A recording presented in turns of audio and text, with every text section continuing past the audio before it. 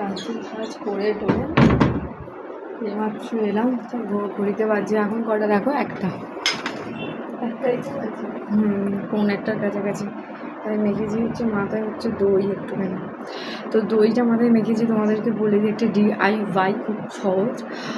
যাদের মানে তেল ফেল দিতে পারো না আর কি, মাথায় একদম অনেকেই এখন তেল একদমই দিতে পারে না, তো তাদের জন্য বলছি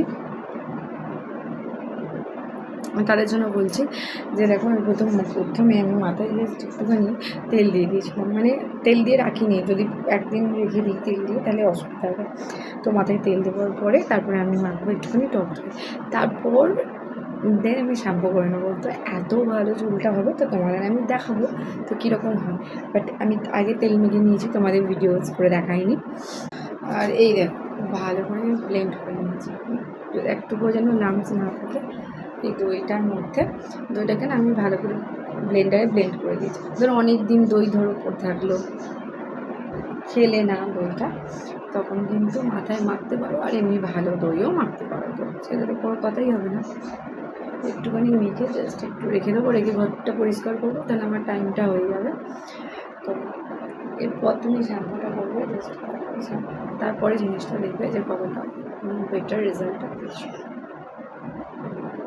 প্রথমে আগে একটু মাথাতে আমি মেখে নিয়েছি হচ্ছে তেল, নারকেল তেল। এমনি নর্মালি নারকেল তেল এটা ইউজ করা ভালো, অন্য কোনো তেল কিছু না, কোনো গরমও করিনি, কিচ্ছু না।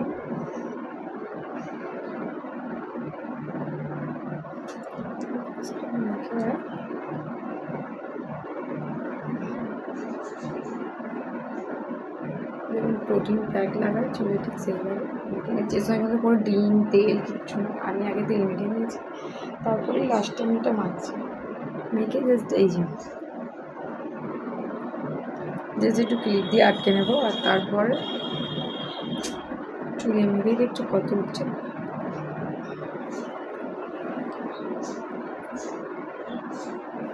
আর অবশিষ্টটা একটু ভালো করে মাথাটা দিয়ে দেবো।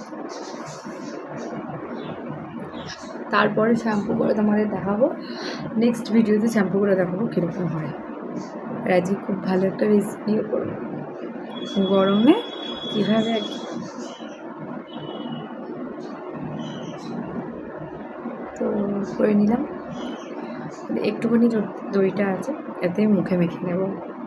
না আজকে না আমি মুখে আর কিছু মাখছি না, ওই প্যাক মাখবো না, আজকে জাস্ট একটু এতে নিয়েছি টমেটো নিয়েছি, টমেটো আর মুসুর ডাল, খুব ভালো করে মুসুর ডাল খুব ভালো টমেটো ট্যাং